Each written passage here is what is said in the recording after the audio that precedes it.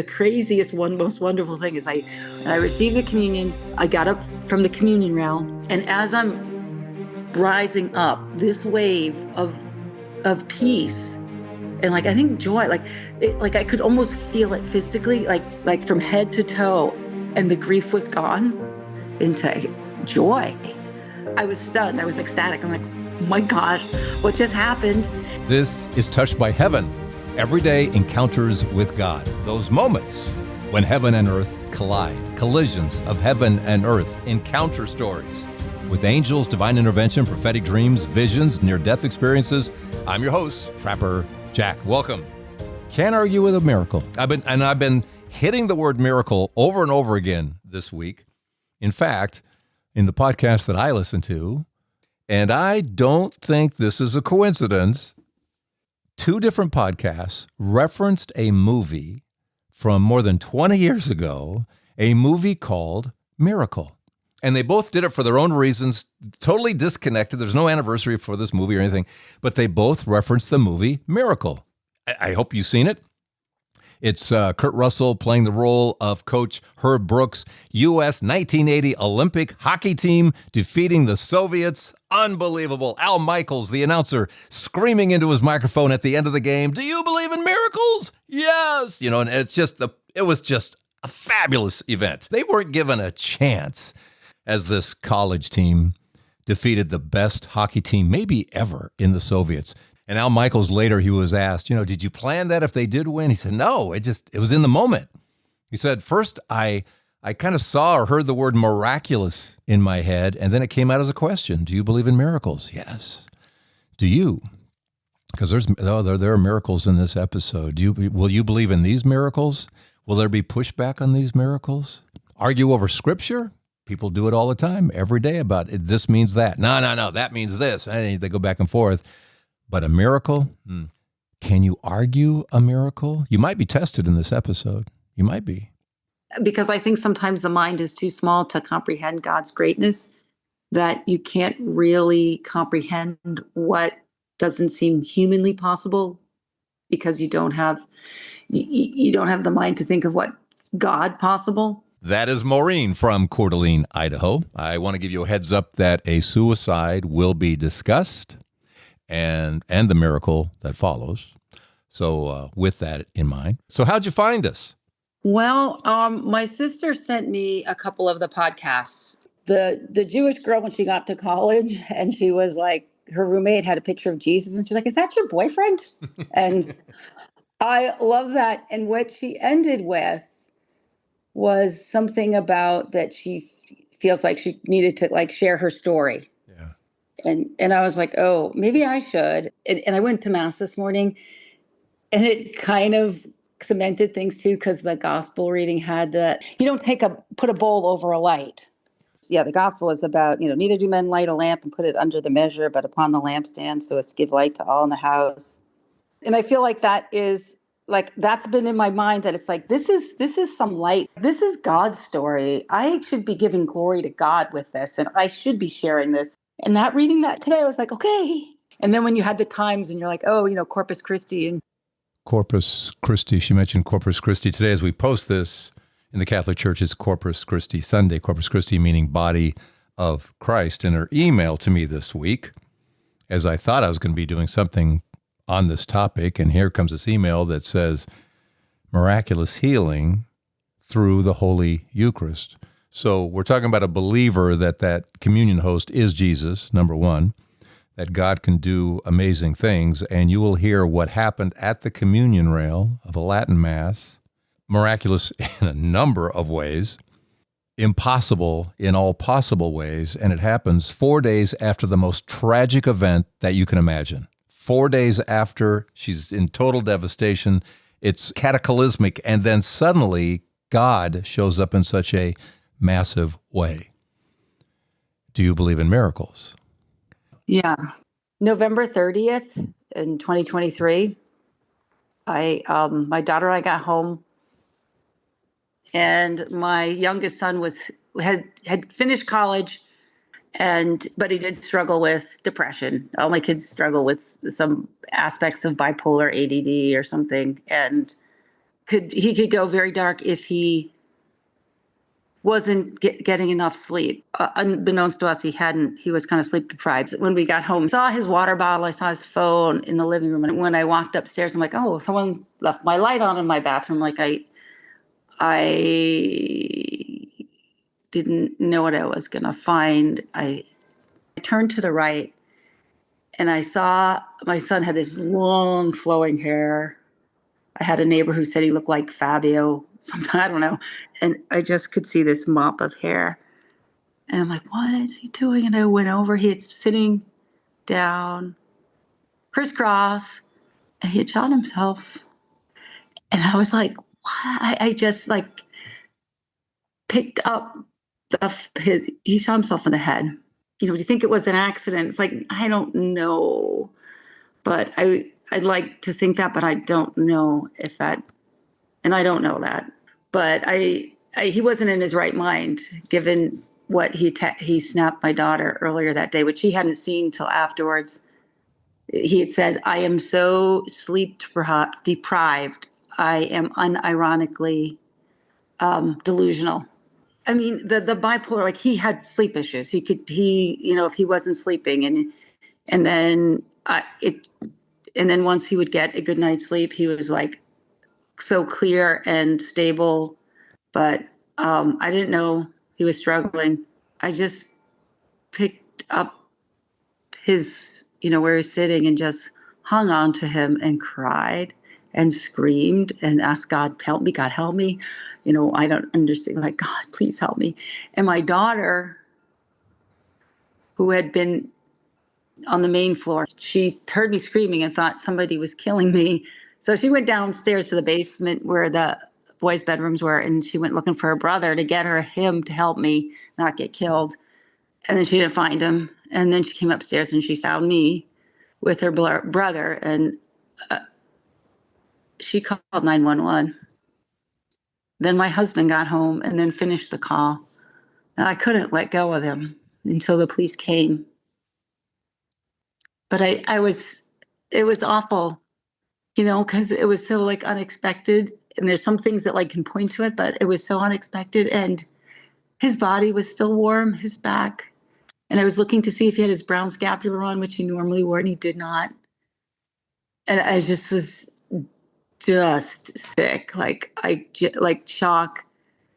I remember one of the police officers asked later, like after they were up there, and then they came down. It's like, oh, do you want to said maybe you want to get cleaned up, because I was covered in blood. And I was like, no, I'm not washing this away like it's okay, no.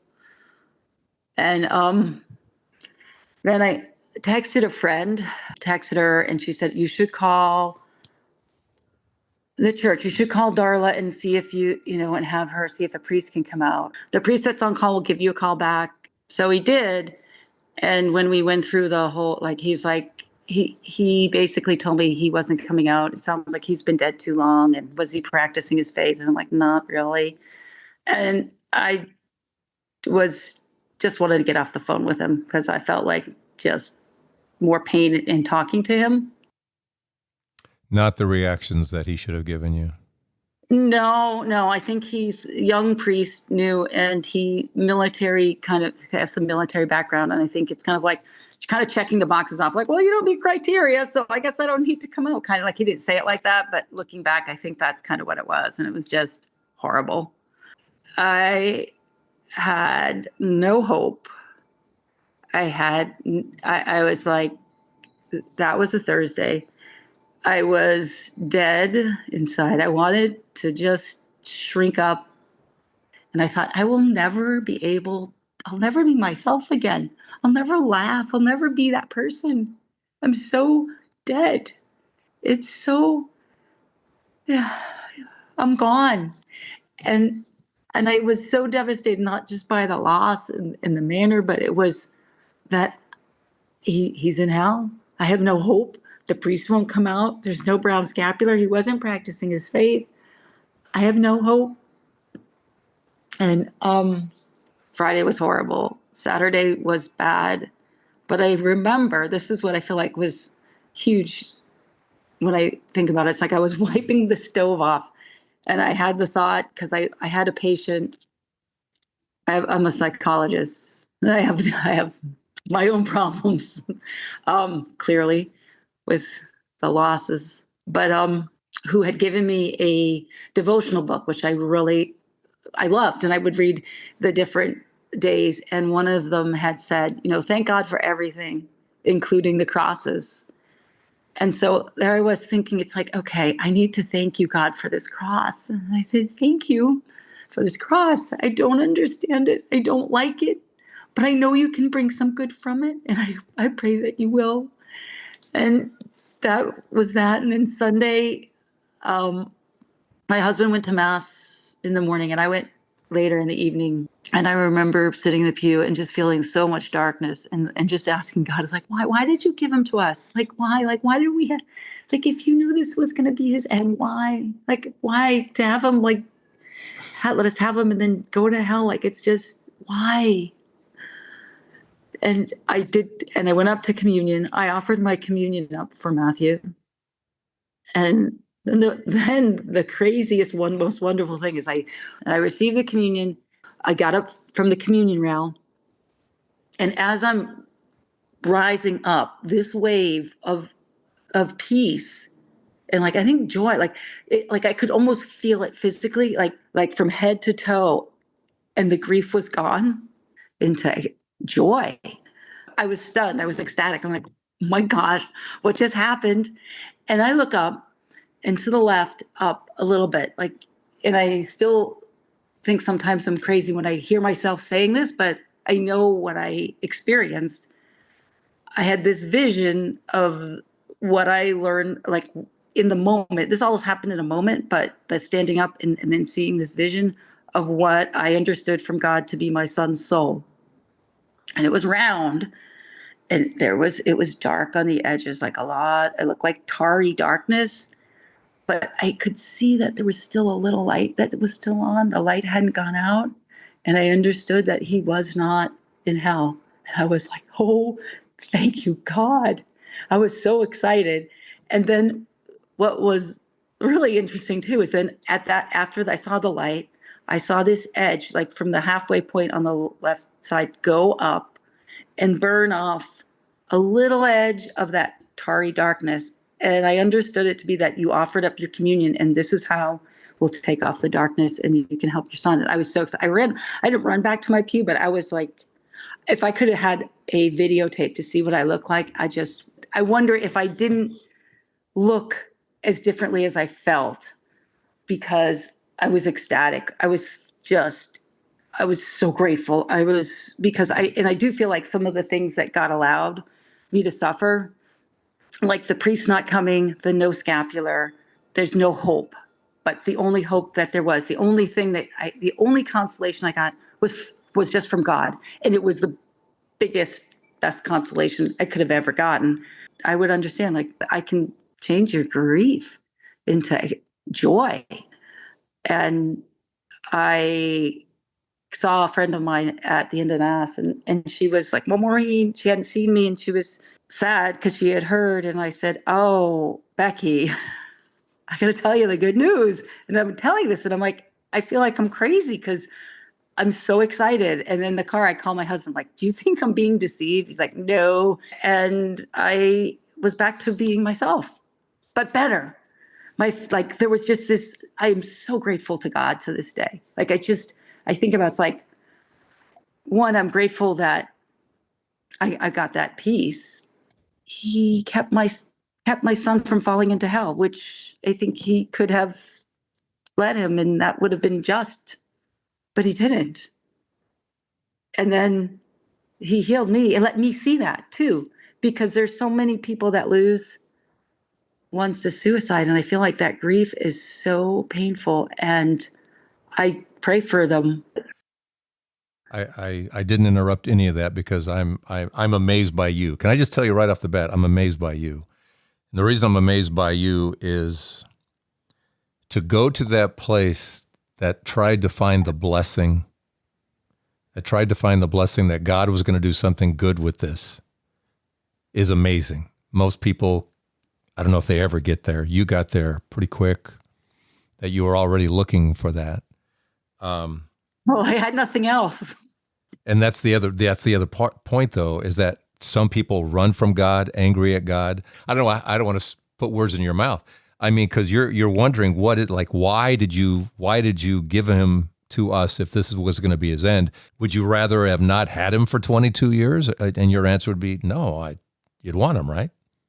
No, I wouldn't want him to have eternity in hell. I'd be like, no.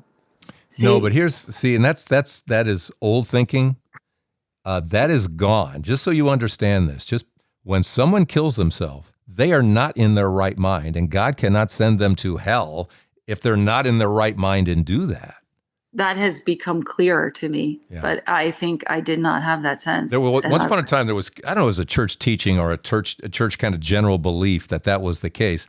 That isn't taught anymore, if it ever was taught, and that's not the understanding anymore. Bipolar, you're talking about depression. There's all kinds of elements in there. And I want you to go through again, because I want you to take me through communion again, when you saw certain things and felt certain things and lifted. Take me through that again, because I find that whole process amazing. When you saw what you saw and all that, take me through the process. I'm assuming up to that point, I know there are readings, but you're not hearing them. There's a mass going on, but you're... I'm in and out of it, I do remember actually the sermon that the priest spoke about. He said, we come to church and we receive communion, and it's like, we should be running with joy to be receiving this communion. There should be this love. And he talked, and after I had that healing, that sermon just resonated so much with just like the love and charity of God. And I was running to receive communion because it was so great, that it's like, this, and the offering up stuff really works. I remember thinking that in that moment when I saw the darkness burn off. Okay, take certain things are happening at certain times. So walk us through that again, would you? Okay, so I go to receive communion, and I go to the traditional Latin Mass. So we kneel down, right? Okay, so you're at the communion rail. Yes, and I receive the communion. Then I go to stand up. As I'm rising from the communion rail, it's like this wave. Before I get to stand completely tall, it's like it goes all the way from my head down to my toes. Like I can feel something, like spiritually, physically, emotionally, psychologically, and the darkness is gone. Like but I felt it, and I was just sort of stunned, and I was like, "Oh!" And then I look up, and there's the circle thing that God let me. I think it's like I knew it. Like I knew it was His soul. And how far away from you? 5 or 6 feet, maybe. Okay, very close. And you knew that was your son. Yeah, and I knew in the tarry darkness, I was like, yeah, he had so much darkness, but the light was still on, and it was. How did I know that the light's still on meant that he was saved? I did, because God let me know that. Holy Spirit. And then and then the darkness burning off the edge, and that whole kind of fitting with that kind of doctrine that you can offer up things, your suffering, your communion. You saw the darkness being burned off. Yeah, a little bit. Like there's still, like it was thick, but it burned off a thin edge of it. You could even see little sparks. It was just like that. It burnt it off. And the light is His love. The light is the love that's in your son. And He had love in Him. You can't go to hell if you got love in you. You just you won't fit. You won't fit. You know what else He had that I think that saved Him too? He had this affinity for Our Lady of Guadalupe. I don't know how familiar you are with her. I love her more than any other apparition. She is glorious. You do, because you're quiet, and I was like, oh, do you know her? No, Our Lady of Guadalupe. She is everything. And anybody who doesn't know, and I talk about her all the time. I think my son started to learn about her when he was going to the Catholic school. He moved out to Idaho. Good for him. He taught me. I didn't know about her, and I was like, oh, that's really cool. Like all the things like about her eyes and how you can see in the retina. You can see the bishop. It is so miraculous. It is so incredibly miraculous. And again, you can't argue with a miracle. You can't argue with a miracle. On day number 1, there was nothing on his tilma. Day number 3, there's something there. What happened on day 2? Well, this woman showed up from heaven. That's what happened. And I just think my son had that appreciation for her, and he was sketching this tattooed. And it never was perfect enough for him, and he also, when we buried him, he had clothes with her image on it. We buried him in the socks. He didn't need to be wearing that scapular, which I know is supposed to defend you in those kind of moments, defend you from hell. And I'm wearing mine right now, the brown scapular. And he usually did. His devotion, he was wearing Mary. Trust me, he didn't need the scapular. I'm telling you, he was wearing her within. I think she saved him. I think she said, he's mine. Yeah, I have no doubt. In fact, I'm seeing so much blue right now. She's here right now. I'm telling you, she's here right now. I see nothing but that blue, that Fatima blue color. And really? She is, yeah, I get that. You she's do? very when here she right shows now. up?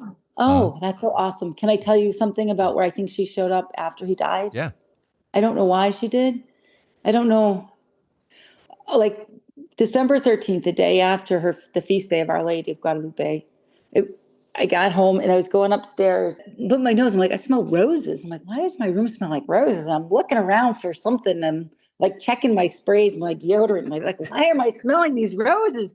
And then I walk over to the other side of the bed, my side, and close to the window, like sort of near the fireplace. And the floor is warm. I can feel I'm like, why is it warm? And I felt this presence. I just felt like she was there. And then she was gone, and it was all gone. It was just gone. And I'm like, what was that? She came by to reassure you that she's got Matthew. She left so quickly once I got to boom. Let's pause right about here. More with Maureen coming up on Touched by Heaven, Everyday Encounters with God. And one of those good folks who make this podcast happen week to week is Amy Asif, part of the Patreon family. Thanks, Amy. Why are you more than a listener? Oh, well, I wanted to tell you, oh my gosh, so this was so funny on Sunday. I was driving to Mass, and a lot of times, I know I get early access to your show, but I often don't take advantage of that. I usually just wait for it to drop on Sunday. And so I'm on my way, and I'm in the car, and I'm driving, and I sneezed. And immediately after, you said, God bless you. And I said, oh, thank you. It was like you were right there. It's a public service when you join the Patreon family. Happy to do it for you, too. Come here to this episode, be good, 372, touchedbyheaven.net, or go to patreon.com and search for Trapper Jack. Any amount is the right amount. Whatever amount is right for you. Patreon.com. Thanks so much for the support. All right, let's get back to Maureen here on Touched by Heaven. Everyday Encounters with God. Look at the signs you've received. My gosh. Oh, I have thunder happening. I have thunder outside the house right now. That was very cool. It cracked right then. It was just cracked right then. Boom. He's okay. He's in the pipeline. He's in the pipeline. I know he is. And I feel like, one of the things too that I feel like the seeing the darkness and how it could get taken off, I felt like was verifying purgatory. He wasn't in heaven yet, but he wasn't in hell. And I'm like, okay, we're good. We're going to get you there. Yeah. You've shown nothing but amazing faith through this. You think so? Oh my gosh. I was crushed. There's so many people who get so angry in these moments, and it's totally understandable. I'm not criticizing anybody. I mean, it's very upsetting. I mean, when you lose someone who's 22 and he's your son, and my gosh, and you love him so much, and the way it ended, and you worry, and you want to look up and say, how did you let that happen? Hey, guardian angel, how did you let that happen? I've been there. I understand that totally. And so does God. And so does God. You don't have to clean up your act with God. Come as you are.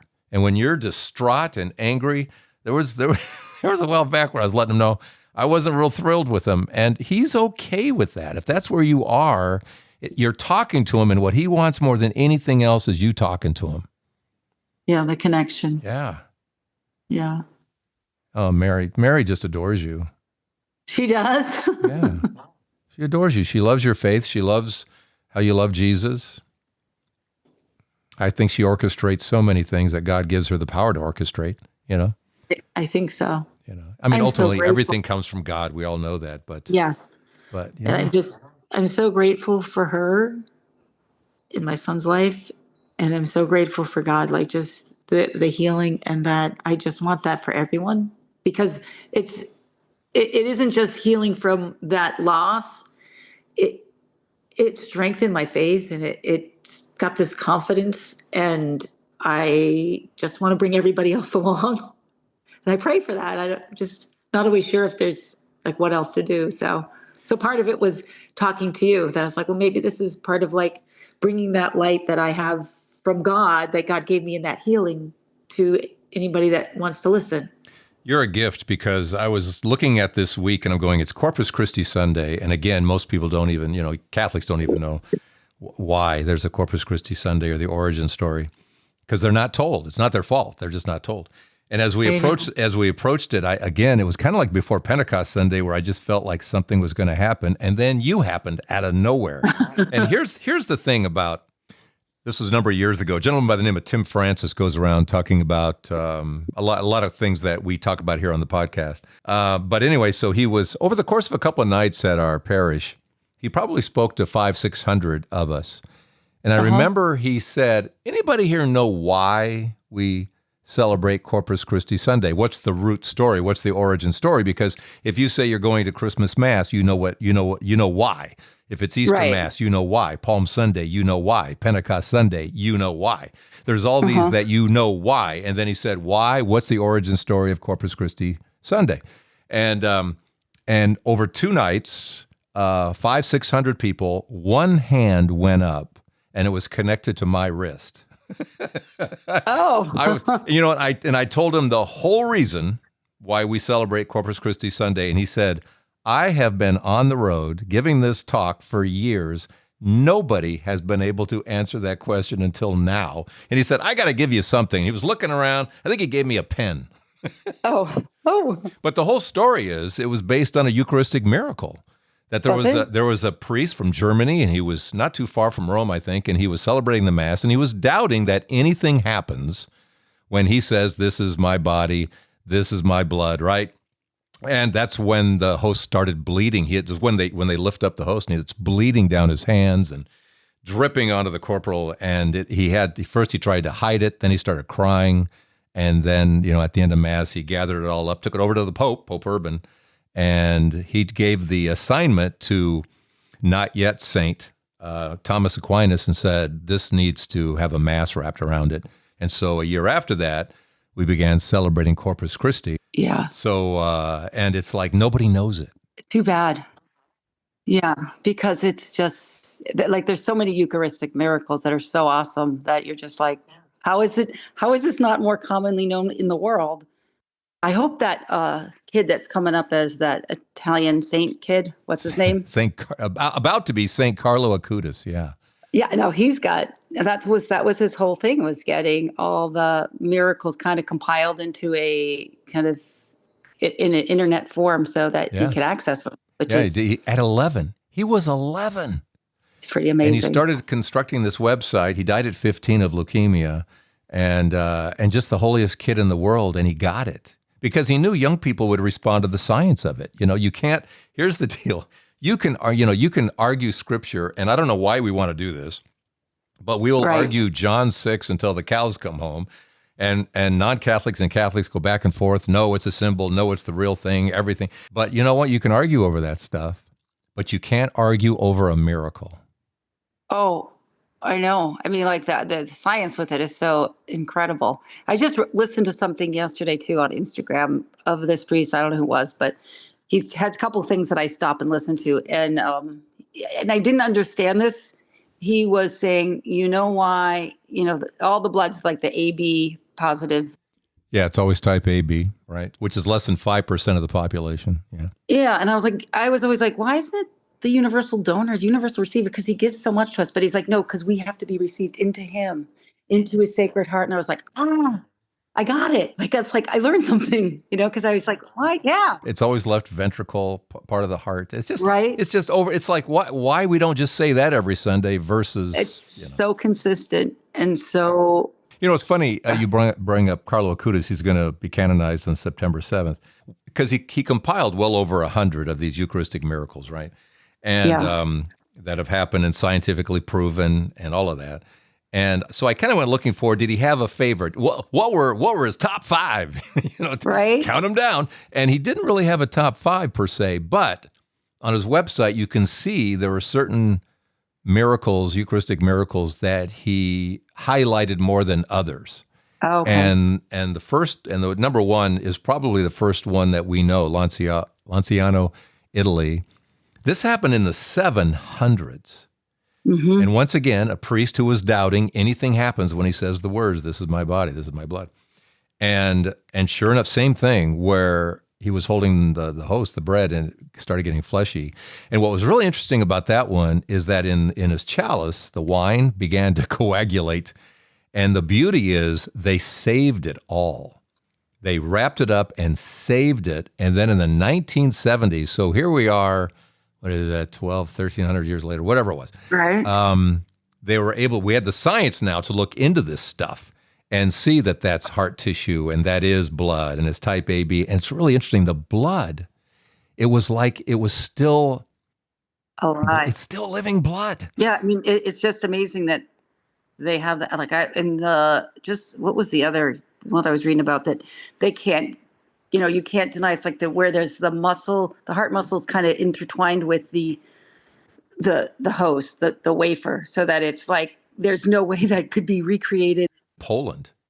That happened in Poland. And you can, in a close-up of it, you actually see the blood vessels kind of like in and out of the bread. It's like it's like a flashpoint. Unbelievable. Impossible to create. Impossible. So many stories. And you got one too, in your own way, right? I do. My own word of what I experienced. So the Eucharist, if we truly believe that's Jesus, that means that's God, Jesus, the same Jesus through whom all things were made. The power, right? That is Jesus, right? That means when you put Jesus inside you, you're putting inside you all of that power. And all of those Eucharistic miracles prove it because our faith is worse than Thomas's, And Jesus did not criticize Thomas. Oh, you need some physical help? Oh, put your finger into my wounds, put your hand into my side. And he says the same thing to us. Oh, you're having trouble believing this? Well, then take a look at the Carlo Acutis exhibit of all these Eucharistic miracles where it always turns into heart tissue, left ventricle, type AB blood, all that kind of stuff. Take a look at the blood, everything. And it's like, if that helps you believe, that's what I want. But then to understand that you are putting God inside of you while he at the same time is consuming you, and we treat him like he's puny. He's nerf Jesus. It's like, isn't that nice? We go up and receive nice. You can ask for anything, and should. We ask for nothing. Our faith is so puny. It's so puny. You went up there with this amazing faith. You heard what he preached about. You go up there, and in the midst of receiving the Eucharist, bam, there goes your grief, and there's your son. Would you call that a gift by the Eucharist? Because it happened after you received. Yeah, I feel like it was because I felt it was the Eucharist. You have a riveting story. It's riveting. You should be in churches preaching this. You should be, I know, at the end of the Mass, this is one of those times where you should be coming up at the end of the Mass to say, here's what happened. They will stay. They will listen. You have a story, and it's about you. It's about faith. It's about your son. It's about his legacy. It's about Our Lady of Guadalupe. It's about Mary. It's about the power of the Eucharist. It's about the mercy of God. Yeah. All of that, and then some. That's wonderful. But you know what just popped into my head that I wanted to share with you?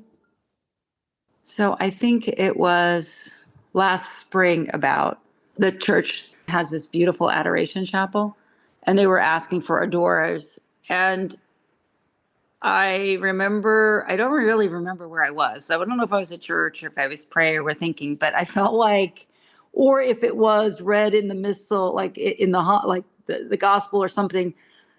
But the story of the 10 lepers that Jesus cures, and they all go, but only one comes back to thank him. And the message of weren't there 10 that I cured? And I felt like he was talking to me. It's like, didn't I cure you? And I was like, okay, you're right. I need to go back and thank you. So my husband and I last June signed up for Adoration Hour like once a week that we go to. And I felt like I was like, Jeff, I need to go because I need to go thank him. I'm kind of like one of those lepers that got cured. It's like, yeah, I got cured. I'm healed. See ya. And all that. So I think that's been I think that was Jesus kind of tapping me. Say, come on. I think Eucharistic adoration is greater than receiving communion. And the reason I say that is because by sitting there in a chapel, in a church where it's empty for the most part, and you're sitting there, and by sitting there with him, you're saying, I believe you are Jesus. I'm looking at a piece of flat bread up there, and I believe you're Jesus. Yeah. That kind of, so it's not just the ritual of going to Mass and getting in line like you're going up to pick up a prescription at the drugstore. And then you're wondering, it's like, no, that you're making it real. You know, you really are. You're making it very, very real. I love the quote from Catalina Rivas. She's a visionary in South America. And she sees Jesus. She sees Mary. And her bishop approves it and knows that she's telling the truth. But she once asked Jesus, she said, I hear different things that when you receive the Eucharist at Mass, I understand. Are you there for 10 minutes, 15 minutes physically before it all kind of dissolves and, it's not. And he said, so how long are you actually there within us, Jesus, physically? 10 minutes. And the answer she received back from Jesus was, I'm not the one who leaves. Ah. I'm not the one who leaves. That's pretty powerful. Yeah. One of my favorite statements was, every year we go to this brunch called the Bishop's Brunch where they have seminarians there. A couple of years back, there was a seminarian by the name of Billy, and there's always two seminarians who get to talk to this group of 1,000 who have gathered. And they're just great. It's just great to hear these guys. So Billy was talking, and he said, one day I was sitting in adoration, and I'm thinking, I'm praying to Jesus. I'm looking up there at him because they put it in what's called a monstrance. And so he's looking at the host, and the big host, and he's looking up there, and he says to Jesus in his prayer, he says in his mind, what do you do all day in that box? That tavern, what do you do all day? And he says, I swear what I got back was, wait for you. Oh, that's so true. I wait for you. He waits for all of us. He does. And maybe just if you had, because you kind of have a lot of different thoughts about what things mean and stuff. And so I had this dream this year on Good Friday. Well, I woke up and it was Good Friday. So it was, however, it was just me, the tabernacle, Jesus on the other side, and he had his hands on the host, and it was big, and he was glowing, the host was glowing, and I just was there, and then it was over. And it just struck me so like, why did I get to see that? What was thoughts about it? Because I've never had a dream like that. There wasn't any action or words. It just was an image. And then I woke up and I'm like, he's kind of holding himself, right? So I'll answer with a miracle. One of the coolest things that I just don't hear repeated. We had a gentleman on, Ron Tesoriero. He's from Australia. And he and a television reporter down in Australia, they took the Buenos Aires Eucharistic miracle of 1996, I think it was. It's an amazing story and just so fully documented. But anyway, it sat in distilled water for like 3 years. I mean, this thing, it should have been nothing. But anyway, so they take it up and they make a slide out of it, and they take it up to the New York. He was a forensic cardiologist, and his name starts with a Z. Anyway, so he's looked at like 10,000 bodies, basically, and a lot of them have to do with murders and homicides and car wrecks, and I mean, this guy has seen it all from. So they have the slide, and they show him what happened to this, but they don't tell. They said, we don't want to tell you where this comes from. We're just going to show you something, and you tell us what it is. And he says, okay. So he looks 2 seconds, and he goes, oh, that's heart tissue. He says, actually, that's the left ventricle. That's the part of the heart that pumps the blood, keeps you alive. So he's explaining that, and He says, so he wants to know, is this a car wreck? Was this guy beaten? And how did you guys get a slice of this guy's heart while he was still alive? Because this shows the heart is still alive. So he says, what's the story? And they say communion host. And he goes, what? And he said, this is and it's been a water 3 years. He says, wait a minute, this has white blood cells. Where did they come from? They have to come from somewhere. He said, those things disappear almost immediately. His mind is being blown.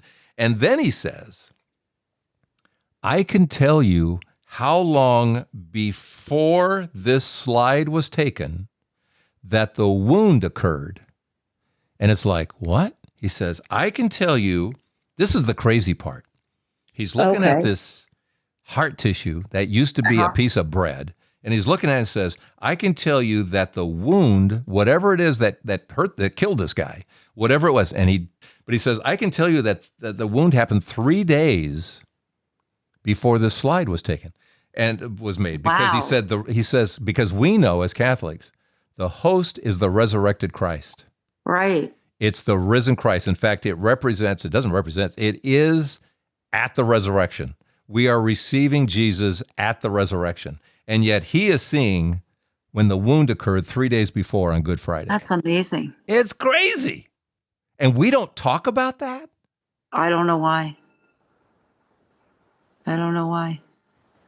It's so amazing. So amazing. You know, when it gets to the point when I think that by preaching John 6, I can do a better job than God in speaking of what that piece of white bread is, duck and cover. I'm going to duck and cover when I start thinking that whatever I say is more powerful than what we just talked about. Yeah, it's the best thing in the world.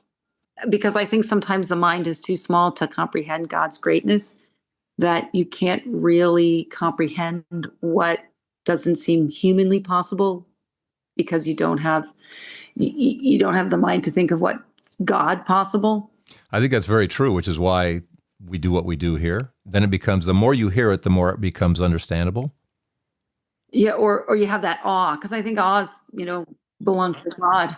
Even I think sometimes to present the science, sometimes I don't even know if it can convince if you don't have the heart open to it.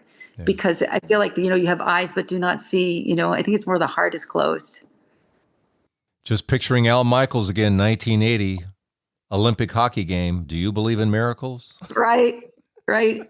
That was awesome. Yeah, but I think that's sometimes it's people's minds and hearts are too shrunk up to believe the unbelievable. Because I know some people like, I don't like religion. It's like, I think the problem is if you look at Jesus, he didn't lead with religion or rules. He led with his heart. He loved the person and the sinner, and then they were healed, and then they follow him, and then they follow whatever the rules are. Do you know what I mean? Like that kind of, I have to love them.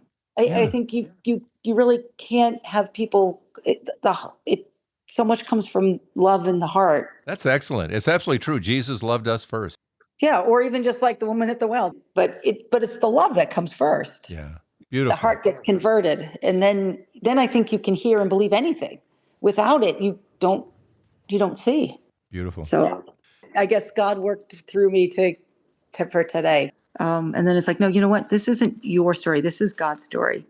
You need to share it and not put a bowl over it. It's like, okay. Now I understand. I'm not kidding you. All day today, I was telling my wife, there is a song that has been playing in my head over and over. And I'm going, why am I getting that song?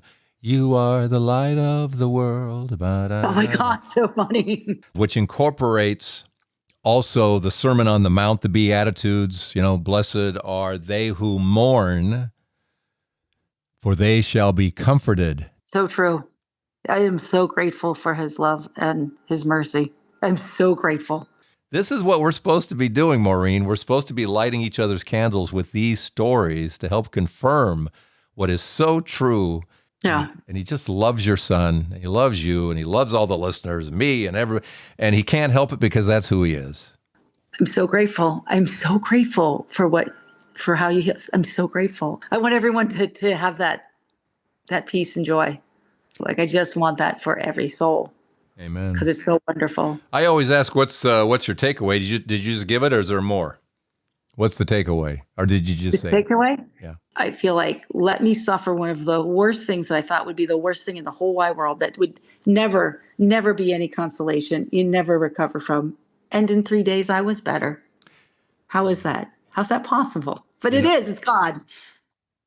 So, all right. Love you, Maureen. You have a lovely evening. I love you too. Have a good evening. And All thank you for what you do with these podcasts. It's really awesome. God bless. Thank you. All right. So what is your story? Let me know here at touchedbyheaven.net. Thanks for the Patreon help, patreon.com. Hey, I haven't asked you for ratings and reviews for a million years. If you like what you hear, would like others to hear what we do here, do your thing. And thank you for continuing to make us a 5-star podcast. Appreciate that. All right. I'll see you next week here at Touched by Heaven. Everyday encounters with God. I'm still Trapper Jack, right? Because I'm thinking of changing that, Trapper, maybe next week something else. Maybe. Hey, Maureen, what do you think next week? Give me a name for next week. Oh, Becky.